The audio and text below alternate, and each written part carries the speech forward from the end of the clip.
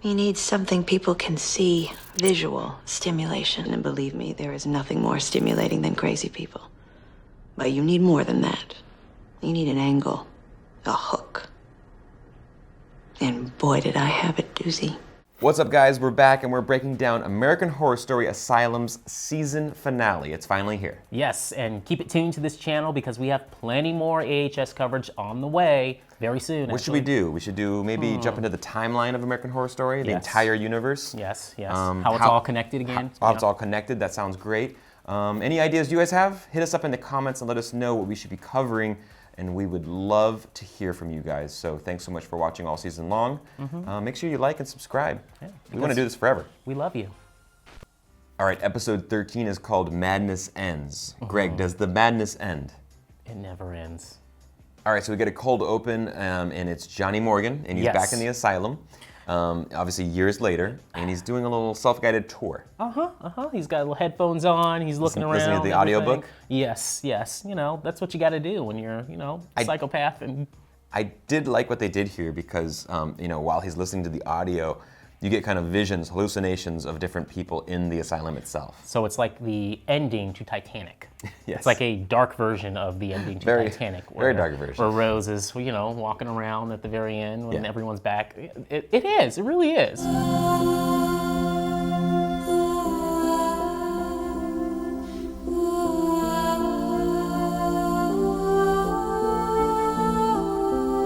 So as it turns out, Johnny was kind of just enjoying himself, just like on his own little vacation over in the asylum when the honeymooners, they kind of interrupted his And he happened to have a machete. And he happened to have a machete and the bloody face mask. But it was cool to see the other perspective from what we saw at the beginning of the season. I really like that context. That was really cool to come back that way. But Greg, I'll tell you this, honeymooners are still the biggest idiots. Like, don't go into a haunted asylum. All right, let's check in on Lana Winters. She decides, hey, I want to go back to the asylum. Yeah. But only with the camera crew, and it's a expose she wants to do on the asylum. I feel like finally Kit's motivations, Kit's kind of pep talk kind of got to her. Did it really, or was it the money? I feel like she kind of had. I want to think that she had a change of heart, and that she realized, the power that her voice has, and that if that was sitting with you for so long, you would feel a lot of guilt that you didn't help the people who you said you would help and who also helped you. So I want to think it was. Well, because her book reading too, obviously she's being haunted. I want to give her the benefit of the doubt, but at the same time, the whole thing resembles a lot of Geraldo Rivera's work in his early years too, where he got his big break by doing the same thing. The documentary on Willowbrook. Yeah.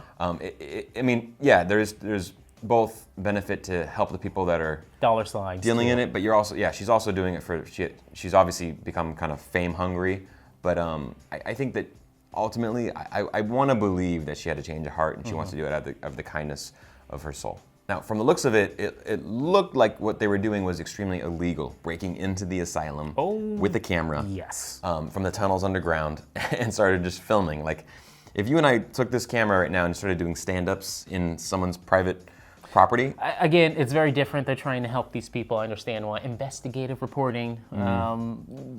You're close. It's a weird line. Like, if we went to North Korea and took a camera crew with us, we'd probably be in just a little bit of trouble. Yeah. I demand to see Judy Martin. Shout out to the janitor who just lets them go through. He's like, yo, what's up? Sorry. Film whatever you want. What's this? You want to film this guy? Yeah, film that guy. Here, come over here. But that also just harkens home how sad and just awful this mental institution is at this point. It is evolved into a whole nother. We thought it was bad before. It's hell on earth. And now it's literally hell on earth. Now, in Lana's defense, she did reach out and try to find Jude. That's why I believe that she did this out of the goodness of her heart and that she actually did have a change of heart. I think that, she searched, she remembers the promises she made to Jude, and she tried to find her in the asylum. They said she was dead, And they said that she was dead, which I immediately did not believe. You gotta see a body in AHS. You need to see the body. That's a new rule in AHS. You need to see the body because I knew that she was kind of hidden away from anyone else. But the good news is that she doesn't stay there for long, as she is saved by everyone's favorite character, Kit. He finally rescues her and brings her back to his place. Yeah, a beautiful moment for him to kind of welcome her into his home. Yeah, He obviously has I really liked all he has the this. 2 kids. He has no mothers there, but it was a little bit shaky for the first few months, let's say.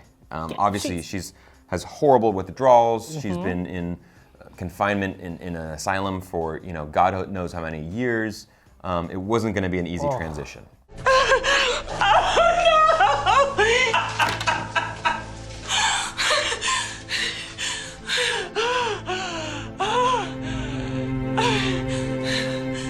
Now, with all that said, in her withdrawals, that scene where the kids walk her out to the woods, first I thought, okay, did they disappear? There's a quick wipe. Yeah. Did they that just cross like dissolve. disappear? I thought for sure. I was like, what is going on now? They're going to disappear? But yeah, the little cross dissolve. The little cross dissolve that was held on a little too long, Mm-hmm. and from there I'm thinking, what are these kids' powers? Okay, what's going on here? Did they change her? What's We going brought on? it up. Yeah, we brought it up last breakdown. Like something is special with these kids because of the aliens, and whether they had a calming nature, they had to calm her down and kind of get her more stable and balanced, or they came back and the aliens actually interacted with her. We don't know, but they're clearly not your normal just children. No. Okay, now what's that movie with John Travolta? It's like not Phenomenon. It's the other one with Michael? these angels.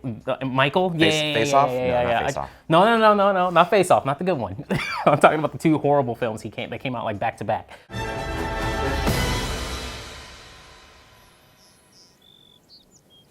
Michael!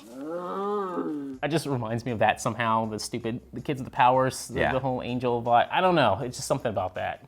Now, eventually, it gets much better in the house. She's almost like a quasi grandma for the kids, and in a beautiful moment, It's when sweet. she's dancing with Kit, and she's like teaching him what to be, how to dance. And it was like finally, this character has seen some bit of happiness after years and years of not being able to live in a healthy or loving relationship with anybody. But then again, the car stops, and what do we have? A nosebleed. You knew that she's going to get sick. It was she's way too dying. good. Yeah. It was way too good to be true, and she's going to die eventually. And it's just a very sad and touching moment in the whole show, because she has this connection with Kit and his kids.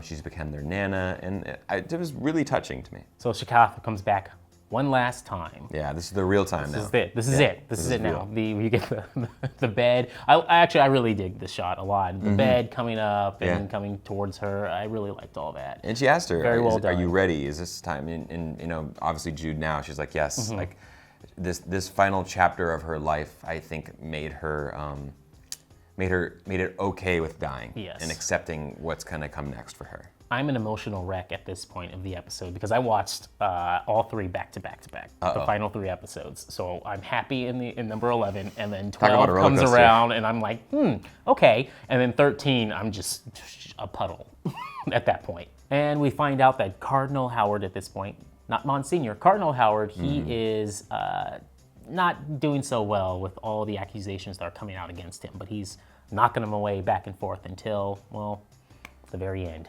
A number of patients disappeared under his care. Do you have any idea what happened to them? That was over 7 years ago. You can't expect me to remember anything about patients I wasn't responsible for. I'm afraid you are responsible. Now, his suicide kind of reminds me of that Jacques Louis David painting. I think it was a Death of Marat, but I don't think that's the one they were going after, though. I think there's another painting. I just can't remember off the top of my head. I don't know if it's Caravaggio or someone else. It's out there. If someone knows what it is, let me know. But I thought the scene itself was pretty cool. Yeah. All right, now years later, Lana is doing kind of a 60 Minutes style interview when she's talking about the past and bloody face and all that kind of stuff. And just so happens that our boy, Oh, yeah. Johnny Morgan, He's there. is a PA on set. Not only that, he's eating at craft services table, too. That's kind of cool. Just- Now, we do find out that Lana didn't completely disregard him when he was a child. She actually found him at a school when he was getting bullied by some kids, and actually had a moment where she wanted to connect with him. Yeah. It was really weird, though. I mean, as a kid, you're like, what's going on right now? Like, Stranger danger, stop touching me. Yeah, exactly. I already have enough issues already with this bully I got to deal with, and now this. Sweet, coming from her perspective. yeah. Cute, sweet moment. You can tell that she felt a lot of guilt for what she did. True, but how does she go from that again to then saying, fuck him, I'm gone? And now the saddest moment for me, this is like the first 15 minutes of Up, when Kit has cancer. Yeah. At this point, I'm thinking, God, there's nothing left. Just end the shit. Why did you do this to us? Why did you end it on this note? But hey, one thing, the aliens took Kit. Yeah, they came back to get him. They came back and got him. Clearly, Kit is a very special, specific person that they have been targeting for years, and the people around him, specifically the women that he's had babies with. Something about Kit, and I really want to think it's just like the good-natured person that he is, and he's like a perfect exemplary example of a human being, the human species. And I want to think that he's not actually dead. I don't think I he is want to either. think that he's just brought to another existence, another universe somewhere else. I don't think they're just coming back for the receipts or any out there. paperwork to make sure no one could find anything out about these aliens. They didn't want to just take the body. I think something's going on here. What do you think of this idea? If in season 9 or 10, Okay, we're bringing this up now? if we're bringing Okay, aliens okay. into this, if he's gotta come back. Kit returns to Earth. As the crazy guys, like I saw aliens. That's definitely where you got to go, and it Yes. has to be on Earth. They cure his cancer. He comes back to Earth, and he's trying the to tell crazy his guy, story. trying to tell everyone. These kids, I'm on teenagers, board. obviously, because you're going to need young kids in this show too. Be like, you're a crazy old guy. We don't know what you're talking about. And then the aliens kick in and start taking people left and right. I'm on board. They Live. Come on, guys. It's not that hard. They Live storyline. Aliens. Maybe a high school. You put it in a high school or something. He comes back as like a teacher. Bam. Why don't you come out now? You don't need to hide. Not anymore.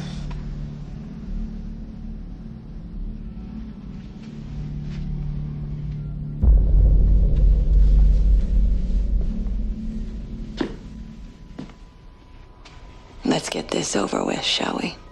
And finally, we get our face-to-face with Lana and Johnny, once and for all now. This is it. And I knew, obviously, because we do other seasons of the show, so we know that she makes it out this alive. Yeah. I still, the ending is so bittersweet. That whole sequence with her trying to say how she still loved him. I feel like she's talking him down right now. She's just talking him down, get that gun out of his hands, and we're confirmed with that when she shoots him at the very end. It's mine. This whole sequence was eerily similar to kind of the showdown between her and Dr. Thredson, his dad. You know, she had the gun in that case. He had a moment we thought he might get his own gun. He pours himself a drink. Here she pours herself a drink, and there's a little bit of a standoff, a tense little standoff in each situation. But she's able to kind of talk him down, and then just when you think that, you know, maybe there'd be some sort of resolution, but she shoots him. And I feel like she shot him. All I can think of is that she shot him because she doesn't want him to say anything. She could have just had the gun to him and then let the police just take over from there. Yeah. No, she wanted to not leave a paper trail of her lies. Not only years. that, I think I believe that she kind of thought it as she's ridding the world of pure evil, of what Thredson, what Thredson brought into this world. You know, it was an act of rape, obviously, of pure evil that brought him into this. And now she could have kept the child a part of her life and just surrounded it with love and care and support, and seen that it probably might not have turned out the same way. But at this point, he's been so damaged by what happened, and he's done so many horrible things to people that I honestly feel that she also thought that she was trying to just get rid of this evil that was in her life. Now, I really like that wasn't the last scene we were left with a dead Johnny on the floor. We go back to the asylum one last time with Jude, Sister Jude. Their first meeting, right? Their first meeting together. I really like that exchange. That was a good way to bookend this season. Good job. Just remember, if you look in the face of evil, evil's gonna look right back at you. Now that's obviously paraphrasing Friedrich Nietzsche's Beyond Good and Evil. He says, quote, "He who fights with monsters should look to it that he himself does not become a monster." And when you gaze long into an abyss, the abyss also gazes into you. Do you think that Lana became a monster by the end of this season? She changed, that's for certain. But like a full-blown monster, like we're talking like Bloodyface? No, nothing like that. But the thing is, when it comes to her and Sister Jude, maybe. There may be something there here. I like this. The empathy is, it's a little different for these characters now from where they started off. Okay, let's jump into most valuable performance. In this episode, I'm gonna change it up a little bit. I'm just gonna go with Ryan Murphy and Brad Fulchik. This was really well done. The writing, they had a vision throughout this entire season. I see why everyone loves it now, guys. I'm on board. This is a good season. This is a really good season. Yeah, I agree, 100%. I gotta say for this episode, Jessica Lange as Judy Martin, just to see her life kind of bookend with this amazing chapter with the kids and with Kit and part of a new family. She had a really good story arc. Yeah, I thought it was a really good, and she'd been through so much stuff before. She thought she killed a poor child years before. She dealt with alcoholism and She all thought that kind she of stuff. killed a crazy Santa. She's been through quite a bit, and then to have it kind of beautifully end this way, and for her to just accept death on her own terms, I thought it was just a beautiful way to end it. Time now to chat about our favorite moments of episode 13. What do you got? I'm gonna go with the aliens beaming up Kit one last time, because again, just make Kit, bring him back down to Earth for season 9 or 10, and he's just running like a high school or something, and then everything goes to hell from there. I love that idea. Ryan Murphy, if you're watching, please do that. My favorite moment has to be just seeing Judy, and I just said this before, but seeing Judy back at Kit's house and becoming like a nana to those kids. It was just like very touching, which we didn't have a whole lot of this season. You know, it was a really American dark horror story. Yeah, there's a lot of horror going on. So to get that ending for her and to see her just with a smile on her face, I thought it was the perfect moment. That's it, guys. We have broken down American Horror Story Asylum. Go back and check out all the other episodes. Go back and check out other seasons that we've done. And also stay tuned and make sure you subscribe because we're going to do a whole bunch more in the future. We'll see you guys soon. Bye-bye.